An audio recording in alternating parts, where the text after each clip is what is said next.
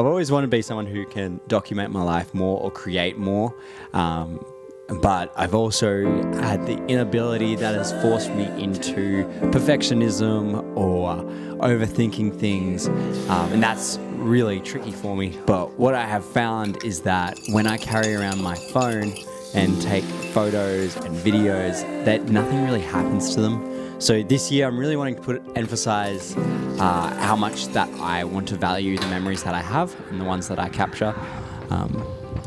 And not just have them stored on the Photos app, but actually be put to use. And being a photographer and videographer for work, I notice myself, even if I'm taking photos with my digital camera, like my R6, which is recording me now, I find that I don't use the photos I take or the videos I use purely for a couple of reasons. One, because it feels like work.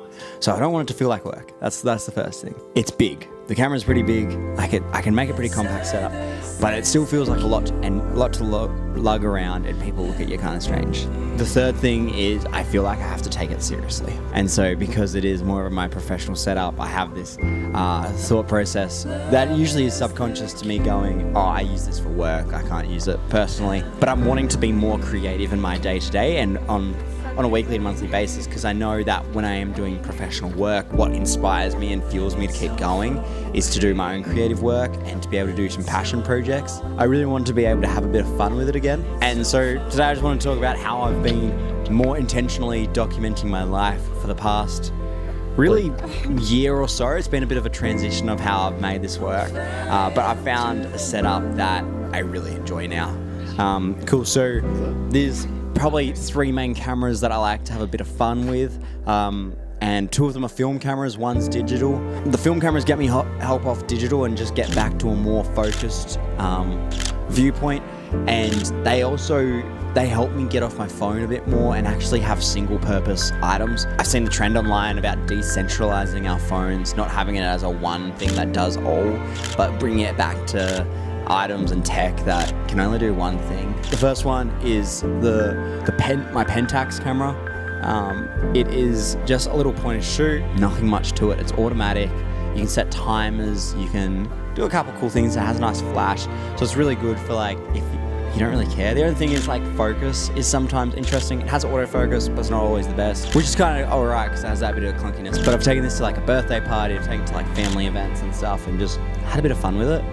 Used it over Christmas, which was really cool. Second film camera, I've got my little Canon EOS 300. But the good thing about it is it uses the old EF mount that they used in the DSLRs, and I used to be on Canon DSLRs. So I've got a 50mm that I used to use a lot. So now I get to use it on my film camera, which is really cool, and still get some good portraits out of it. Yeah, the good thing about it is it slows me down, makes me not go obsessive and take heaps of photos. It makes me think what moments are truly worth capturing. The third camera is the DJI Osmo Pocket, which obviously this has been on trend for quite a while. I picked it up late last year, and honestly I'm really enjoying it. I've actually used it on a wedding and a couple shoots now for clients as well, but it still maintains to be a fun camera. So I use it with D-Log-M and able to get some good colors out of it, which is really cool.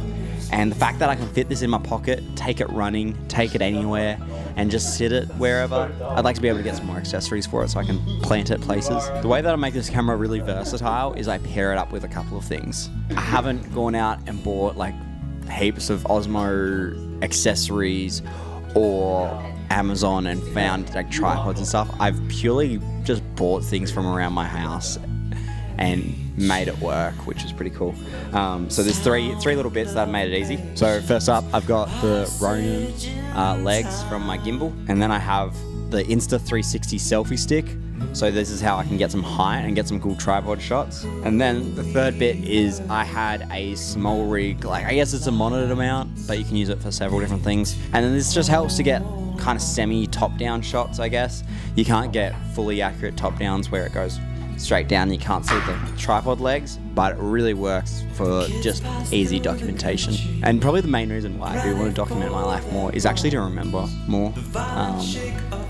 I have shocking memory. I think that's from the brain rot and the reels, but it is purely to remember these moments. So maybe one day when I have kids, I can show them where I was at life, what was happening, what was our daily rhythms, what was exciting us, what was fueling us. So that really excites me as well. Really hope you enjoyed just sharing how I'm trying to document my life more, how I'm trying to take in more of what 2026 has in store. Thought I'd update you on one of my goals is to read more. Finished my first book for the year technically, started it late last year. Anyway, my first book is The Meaning of Marriage by Timothy Keller.